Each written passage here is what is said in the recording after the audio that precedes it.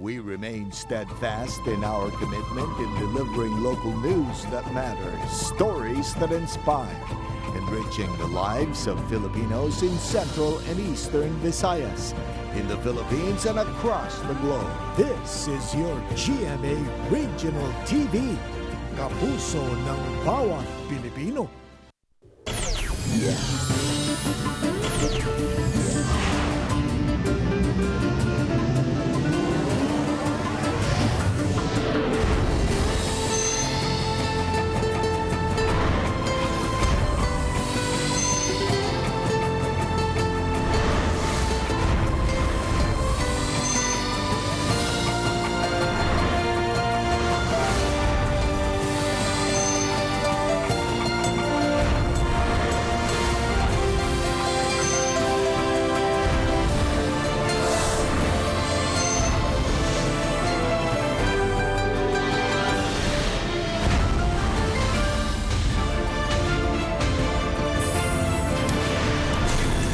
Ang GMA Regional TV Balitang Bisdak.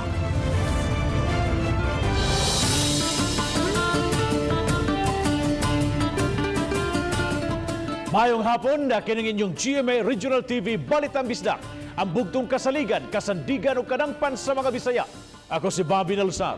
Nga maghatod sa labing dako og mga nagunang balita nga mahinungdanon sa Central ug Eastern Visayas. Ako si Alan Domingo. Ako si Cecil Kibod Castro, live sa GMA Complex sa Dakbayan sa Sugbo.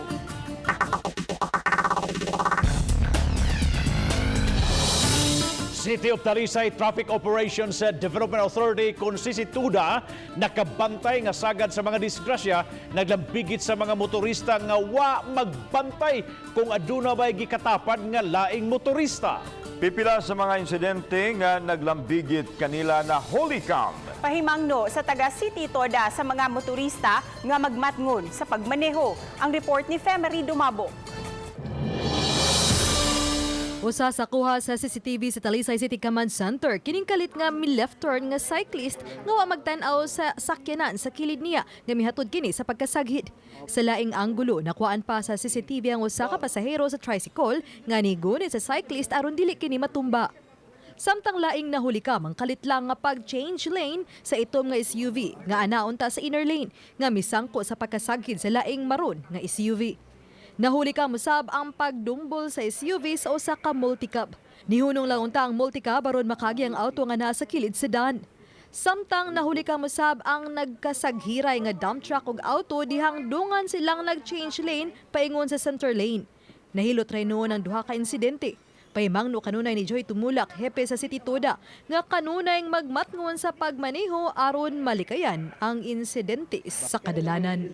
Uba ni John Solon. Ako si Femery Dumabok.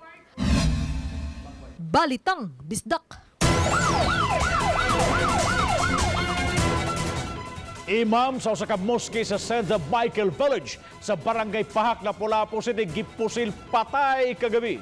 Personal grudge ang usa sa mga motibo nga gisubay karon sa mga investigador sa Lapu-Lapu City Police Office. Si Luan Mirondida adunay live report.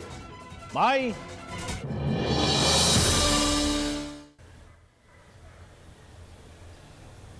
Bob, nagbangutan karon ang Muslim community sa St. Michael Village, Barangay Pahak. Sa pagtaliwan sa ilang imam, kinsa mausab ang purok president sa ilang dapit. Nagtapok dinhi sa moske sa Darussalam kining mga sakop sa Urban Poor Association sa St. Michael Village, Pahak aron mohatod sa paglubong sa patayng lawas ni Khairuddin Ampaso Palman. Sa tradisyon sa mga Muslim, ang mga sakop lang sa pamilya ang mamahimong makapaduol sa patayng lawas, samtang gipahimutan kini sulod sa moske. Pasado alas 12 ganihang udto, gihatod na ang iyang patayng lawas sa menteryo sa Barangay Guba, Cebu City. Matod sa usa sa mga molupyo sa dapit, padung nauntang mopauli si Khairuddin. Pasado alas 8 kagabi, nga gikan na masahero isip tricycle driver, dihang nadungog na lang nila ang buto-buto sa armas. Pag buto-buto ato na itawag buto, gitago mi kay tumo kuan na i-read pud. Nga mo tigtago mi niya gumaja buto ni kuan ang mga tao ni gawas mi. Niya gawas na mo nakita na mo siya ng kahapad ya. Nagduda ang mga mulupyo sa dapit nga posibleng giatngan ang biktima. Napalga na lang si Khairuddin nga natagak gikan sa gimanehong tricycle nga may mga samad pinusila na sa nagkadayang bahin sa lawas. Gingong nahana usab ang 3,000 pesos sa iyang bag. Apan ang duha niya ka mga asawa parehong way matumbok nga responsable sa krimen. Mauna mong gipangitaan og paagi nganong kuan na pusil sa kinsa gapusil niya nga wala man unta siya walay sala. Way sala, way buhatan nga dautan. Imam siya dire, presidente pa sa mga Muslim dire. So na kuan ni kung unsa ba gi mga samok diri sa kaning Darussalam si ang moayos. Unsa man ni Sa inisyal nga investigasyon sa kapulisan, nasubay nga may nakabangi ang biktima ning bag-ulang. Personal grudge siya, ma'am, naikuan kay sa pangan nga katong naigingon nga 3 weeks ago, ma'am, nga naay kasungi wa takibaw sa unsay motibo gila to, di man to makontrol lang nuna silang ilang nuna kung manimaos og di nya more or less, ma'am, basin og naikuan kabahin sa negosyo pod sa area kay na may mga storya dito nga naay mga negosyo sa LPG. Samtang si Lapu-Lapu City Mayor Junard Ahongchan, buot mo pasubay sa anggulong panagribal sa negosyong butane ang posibleng hinungdan. Based on the report nga akong nadawat lang personally nga doon ay mga illegal butane nga gipahigayon sa maong area no. Unya mao na nga murag na nigawas ang iyang pangalan nga naay murag na nakabangi sa maong negosyo. Bab gitataw hinuon sa Lapu-Lapu City Police nga dili konektado ang insidente sa nahitabong pagpamusil sa laing Muslim leader niadtong milabay Pebrero at ubangan sa Lapu-Lapu City Hall apan parehong wala pay matumbok nga mga suspitsado ang duha ka managlahing insidente. Bab? Daghang salamat, Luan Mirondina, sa imong live report. Gidagsa sa mga nagpabakuna ang vaccination rollout sa Pfizer vaccine sa dakbayan sa Sugbo. Walk-in, higpit nga gidili aron mapatuman ang kahapsay sa vaccination site. Ano ang report? Ingon nini ang sitwasyon sa 4th vaccination site alang sa mga Pfizer vaccinees.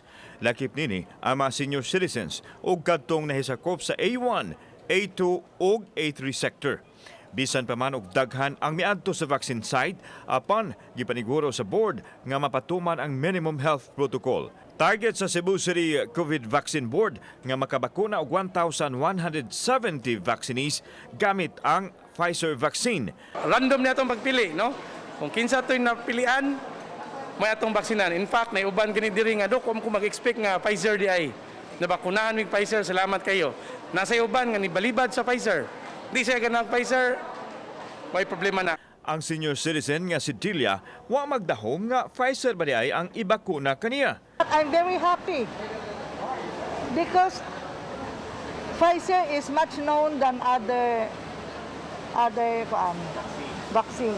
Samtang hulagway ni Vice Mayor Michael Rama nga challenging ang sitwasyon sa pagdagsa sa mga vaccinees, busa nangita na og pamaagi aron maserbisyuhan ang tanan nga dili makamugna og kahasol sa gipatuman nga protocol. Very encouraging, so much challenging. Yes, because we are only expecting, but the influx, as you can see. Gipadayag ni Konsehal Dave Tumulak nga 20 ka mga vaccination site usab ang target sa dakbayan sa Sugbo. Kani aron mapadali ang pagpamakuna sa ingon makabot ang gitinguha nga 70% sa kinidibuk-ang nga 1 million ka mga bakunahanan sa syudad. Sa pagkakaron, 35,000 pa lang ang nabakunahan sa Cebu City. Tagay lang ko gamayng higayon nga mag-set up kay dili magud sayon ang pag-set up.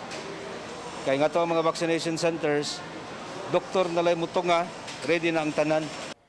Kauban si Cleofer Lumayag, ako si Alan Domingo. Balitang Bisdak. Gikan sa usa, gitugutan na karon nga tagduha ka pasahero ang makasakay sa mga tricycle sa syudad sa Mandawi. Pagtabang usab kini sa mga driver sa ilang panginabuhian. Ang report ni Nico Sereno. Sukad nagkapandemya, apektado kaayo ang panginabuhian nining mga tricycle drivers sa Mandawi City. Gikan sa 5, tag-usa na lang kapasahero ang ilang makarga sa tag 25 pesos nga plitihan. alkansi gyud kuno gihapon sila niini. Lisod kay pangitaon ug saray ang mga pasahero sir niya sigian pa mig abog diri. Dili man mi ka parking, wala may parking terminal. Kung tagsa lang kuya, alkansi ka? Cancer. Ano man? Balik ko masod. Maong gihangop nila ang taho nga pwede nang katugtan nga madugangan ang ilang pasahero. Kung mahimo duhaon, mas labing maayo. Dili sa takabot nila. Sa sesyon sa City Council sa Mandaue kaganiha, giaprubahan ang resolusyon sa Tricycle Franchising Board. Gitugutan na sila nga makakarga og tagduha ka pasahero, usa sa sidecar, samtang ang laing usa sa likod sa driver o mag-backride. Apan gikinahanglan nga dunay plastic barrier. Ang plitihan, tag 20 pesos kada pasahero. Alkansi in town, labi na naaroy daghang habal-habal nga makasud bitaw sa asa nga kuan, asa nga ruta. Nya sila ron ang tricycle di man sila kaagi sa National Highway. So nakuan gyud maayo ang ilang income. Matud sa mga opisyales, pagsabot kini sa kahimtang sa mga drivers aron maabagan ang ilang panginabuhian karong panahona. Applied sa atong mga tricycle drivers, no, niya nakita na to unsa gid kalisod. In fact, this has been for more than a year, no. Uban ni Godfrey Relien, Nico Sereno, Balitang Bisdak. Puno na ang COVID-19 ward sa Silliman University Medical Centers, Dumaguete City, Negros Oriental. Sa pre-statement gipahibaw sa tambalanan nga gisuspinso una ang pagpanawat sa mga pasyente nga dunay mga COVID-19 cases. Sa datos sa Provincial Health Office, ang Silliman University Medical Center adunay 300 ka total beds capacity alang sa mga COVID-19 patients. Gawas sa SMUC, puno na usab ang mga public hospital o ang tulo pa ka mga private hospitals Dumaguete City o sa Sibulan. Sa pagkakaroon na ang upat ka mga private hospitals Dumaguete o sa Sibulan, dili na manawat ang mga pasyente sa COVID-19 bisan sa mga suspected o probable COVID patients. Gipangitaan pa karon sa Provincial Health Office o pamaagi aron mapahimutang ang mga COVID-19 patients.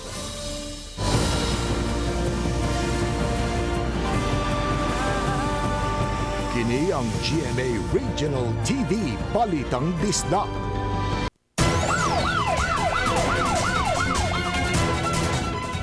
Usa ka 60 anyos nga gikan kanhi sa nasod sa Yugoslavia ang wanted sa multiple qualified trafficking o sexual abuse sa kabataan na dakpan sa National Bureau of Investigation NBI dito sa lungsod sa Compostela. Ano ang report? Gidala sa National Bureau of Investigation NBI-7 ang dinakpan nga si Steve Hidusan, usa ka Yugoslavian national. Nasikop siya ganinang buntag pinaagi sa warrant of arrest subay sa mga kasong giatubang dito sa Angeles City, Pampanga. Lakip nini ang 7 ka count sa child prostitution o sexual abuse ug laing mga kaso sa qualified trafficking diin ang mga nabiktima, mga bata. 7 counts kani child prostitution and sexual abuse ni. In relation to Section 4E and 3A, in relation to Section 6, Republic Act 9208, Anti-Human Trafficking Act of 2003. Sa kasayuran nga nakuha sa NBI nga pulos mga bata ang nabiktima sa langyaw dito sa Angeles City ug dinhi nagtago-tago sa Sugbo. Presumably, nung na-issue yung warrant na yan, nagtago na siya. 2013 pa yan eh. Ano na ngayon? Pero nung tinanong namin siya dito, matagal na rin daw siya at yan nga, since 2013 hanggang ngayon. When asked to present any documents to support his staying, he could not present any. But somehow, based sa tanong namin, parang alam na niya na mayroon siyang mga case. So taon pa sa NBI kung tinuod ba nga usa ka canine trainer si Hidusan. Hugot nga gipanghimakak sa langyaw ang pasangil og mipadayag nga napo katuig na siyang nagpuyo sa lungsod sa Compostela. Iyang gitataw, andam niya nga tubangon ang mga kaso. I don't know because I don't know about this case. But, when was this done? So I have no idea. I never received anything to appear in any court or anything. Samtang nanawagan ang NBI sa posibleng mga nabiktima pa sa langyaw nga mopatimaw alang sa dugang kaso nga iapas pag sangat ngadto sa korte. Why we are urging the public, especially dito sa atin sa Compostela, you come out pag may mga reklamo kayo against him. What he has been doing in Angeles City, possibly pwede niyang gawin din dito sa atin. He's been here for 8 years, so wala ta kabaw unsap basig na apag yung mga complainant ani. Dadon og balik sa Manila ang dinakpan aron dito atubangon ang kaso. Kauban si Cleofer Lumayag, ako si Alan Domingo. Balitang Bisdak. Mas patasan pa ang operating hours ug himuong tag 2 shifts na ang operasyon sa mga vaccination center sa Mandawi City aron maka-accommodate og daghang mga tao. Si Nico Serino sa report. 983 ka mga tao tanan ang nabakunahan sa Mandawi City kagahapong adlaw. Sa naandan nga venue nga sports complex, 710 ang naserbisyuhan. Samtang 273 sa UCLM campus sa Barangay Look. Unang adlaw kagahapon sa ikaduhang vaccination site sa Mandawi. Si Mayor Jonas Cortez mihangop sa vaccination karon sa syudad apan miangkon angayang hingusgan pa ang pag-auhag sa katawhan nga magpabakuna gyud batok COVID-19. It's so ironic, no? Kaniadto ang tao mahadlok ta sa virus. Karon mahadlok na sa ta sa vaccine. No, kay daghan man gud. Atong i-consider, I think usa ni kanay mga false fake news, mga false information. Usa sa isugyot sa mayor ug hisgutan pa tali sa Vaccine Board ug Emergency Operation Center ang pagpataas sa oras sa pamakuna. Giplano karon nga aduna nay 2 shifts sa duty sa mga medical personnel aron mas taas ang oras nga makaserbisyo sa katawhan. Duha ka shift, no? 6 to 2 ug 2 to 10. Nga ato na lang shifting na lang kay naa man say uban nga ang nakakuan the good thing about og ari kas gabi di na kay init, no? Hisgutan pasab ang plano kabahin sa manpower alang niining duha ka shift sa vaccination center. Samtang sa pagkakaron, wala pay plano ang Mandawi sa mobile vaccination center. Apan gusto una si Cortez tutukan ang pagpalig-on sa existing vaccination sites sa Dakbayan. Uban ni Godfrey Relien, Nico Sereno, Balitang Bisdak. Nakabawi na ang mga nananom o namaligya og buwak sa Bukirang Barangay sa Dakbayan sa Sugbo. Ang report ni Femery Dumabo. Sa Mayo sa miaging tuig, mga buwak nga wa mahalin gipanglabay lang sa pangpang sa Bukirang Bahin sa Dakbayan sa Sugbo. Usa sa apektado ang pamilyang Layson nga nananom og buwak sa Barangay Pungol, Sibugay nga mabot sa tunga sa milyon ka pesos ang alkansi. Kansilado mga kalihukan sa miaging tuig tungod sa lockdown. Apaning buwana dihang gibalikan sa JMR-TV Balitang Bisdak. Naurot-hurot na ang baligyan nilang buwak. Ug giangko ni Giselle Layson nga nakabawi na sila. Mga labay na gid ang pirmi gid namong mga kuanan gid gamay ra kay halin daghan ang labay. Pero karon nindot na gid taon siya. Nakabawi na gid taon kag ginawa na gid tawag dako in taon ng mga farmers in taon karon. Okay na ma'am. Hindi na kayo kuan maka tuloy-tuloy ang kinan sa mamba di na malabay. Mas sila kabawi ba? Ang uban ro nanom na lag mga utanon. Ni mahal na usab ang presyo sa bulak gikan sa 30 pesos ngadto sa 150 pesos matag dosena.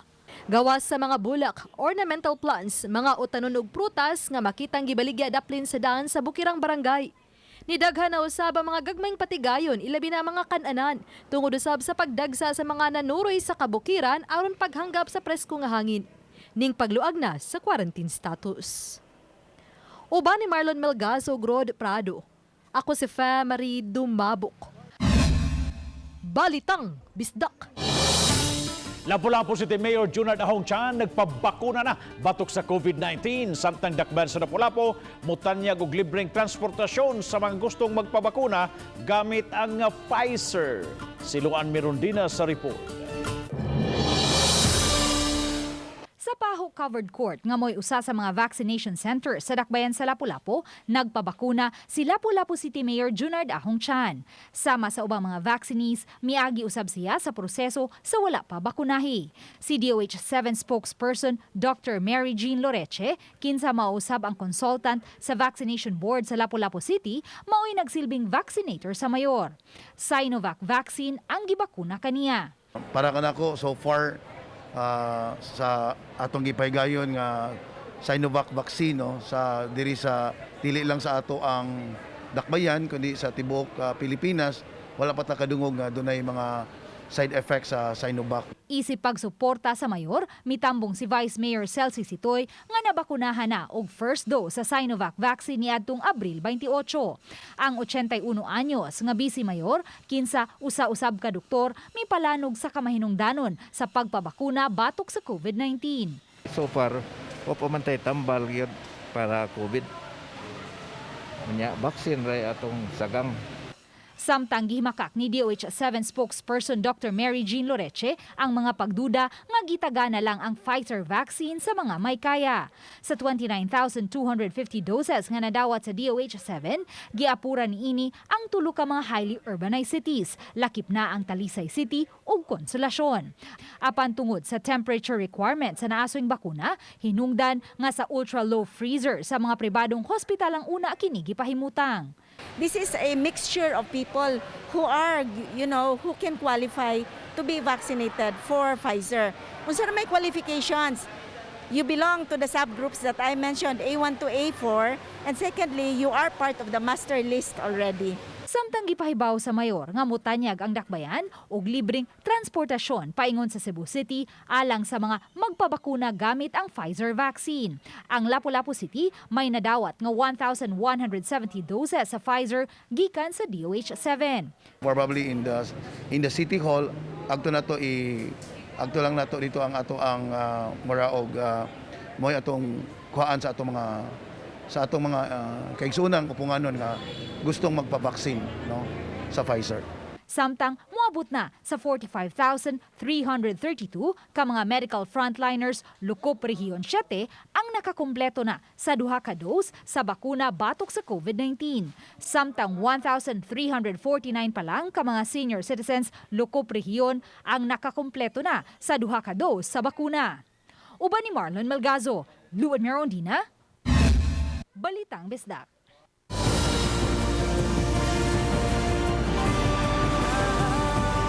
Kini ang GMA Regional TV Balitang Bisdak.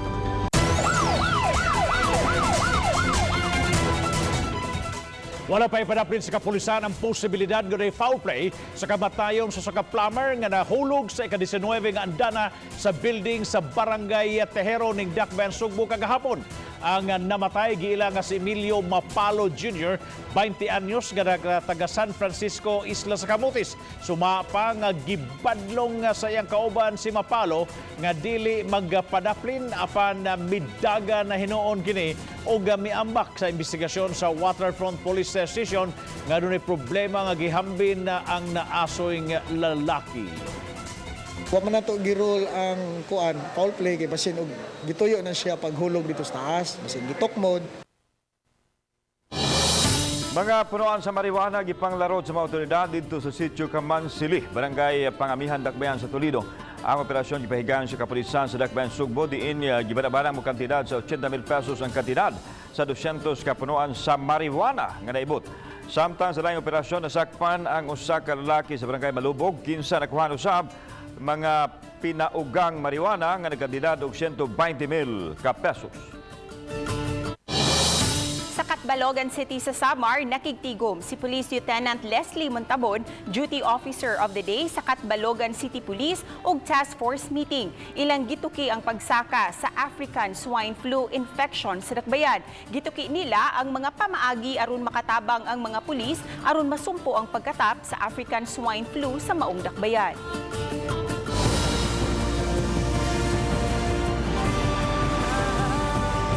Kini ang GMA Regional TV Balitang Bisdak.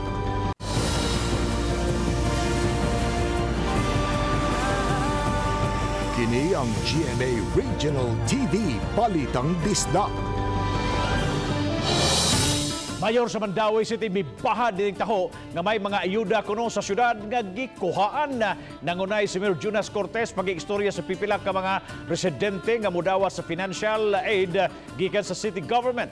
Naglakip kini sa burial o hospitalization assistance. Subay kini sa pananawagan si Mayor Cortez nga isumbong kaniya kung may magbinuang sa mga financial assistance nga ilang duwatonon kay kuno adunay nangayong porsyento nini.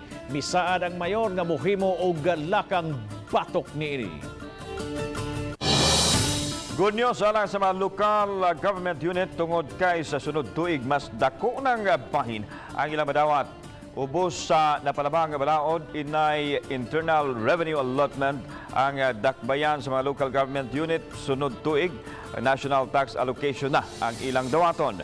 Matod ni Edgar Mabunay, ang Talisay City Budget Officer, nga karong tuiga maabot sa 757 million pesos ang internal revenue allotment ang dawaton sa dakbayan. Apan ubos unya sa national tax allocation na panglantawan nga maabot og 1.2 bilyones pesos ang dawaton sa Talisay City.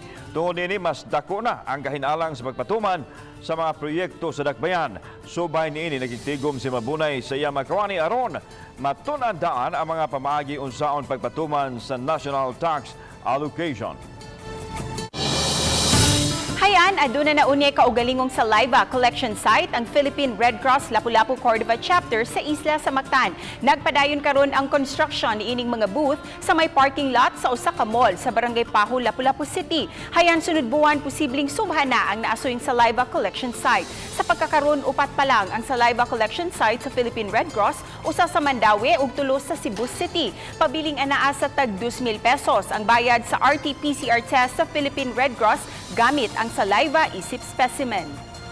After po nimo magpa-swab test o magpa-saliva test, dapat while waiting ka sa mong result, dapat narat po sa inyong balay. Dili ka mo mugala, dili ka mo makipag-party nga to o unsa man.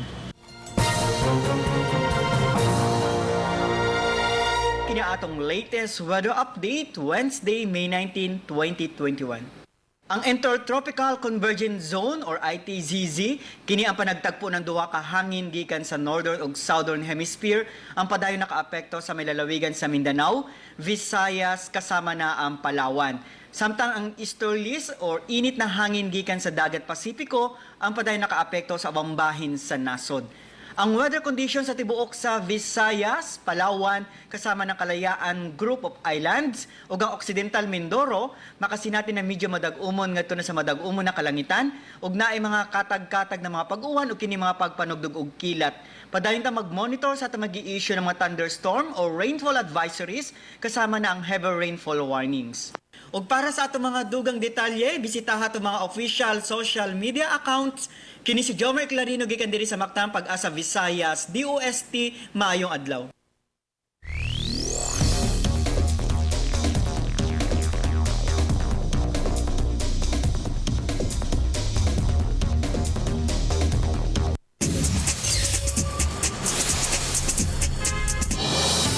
Bisan sa panahon sa pandemya, ani ay daghang manindot gihapon nga kasuruyan sa probinsya sa Eastern Samar. Ang travel vlogger nga si Bianca Israel mapasigarbuhon sa mga atraksyon sa mga lungsod sa ilang dapit. Apan awhag niya sa di pa mo biyahe magpakisayod gihapon sa mga protocols kay posibleng adunay mga restrictions sa matag lugar ug mutuman gihapon sa tanang health protocols. Matud pa di kabintahaan kun mag-relax rong panahon na aron makapahuway usab ug makalimtan ang giatubang nga mga challenges karon. Ma-adventure man, kultura ug nature trip, mamahimo kuno nimong tanan himuod sa lalawigan sa Eastern Samar. Samtang sa Borongan City sa Eastern Samar, gilinyahan sa mga mulupyo sa dakbayan ang drive-thru nga pagpamakuna sugod karong adlaw. Alas 8 pa lang sugod kaganihang buntag, gilinyahan na ang vaccination site nga drive-thru alang sa first dose sa AstraZeneca. Nahimutang ang vaccination site sa Baybay Boulevard sa dakbayan. Alang kini sa mga mulupyo nga anaa sa category A1 ug A2 kun mga medical frontliners ug senior citizens. Daghang salamat sa mga puso nato apil na ang nasa gawas sa nasod nga nikisayod sa mga dagko ug mga nagunang balita sa rehiyon. Ako si Alan Domingo. Ugi ka namong tanan dinhi sa Central ug Eastern Visayas. Ako si Cecil Kibod Castro. Ang inyong balita, ang among balita, kay matag lokal nga balita mahinungdanon. Kining inyong GMA Regional TV Balitang Bisdak. Buong puso para sa Pilipino. Ako si Bobby Nalsaro ug maayong hapon mga kapuso.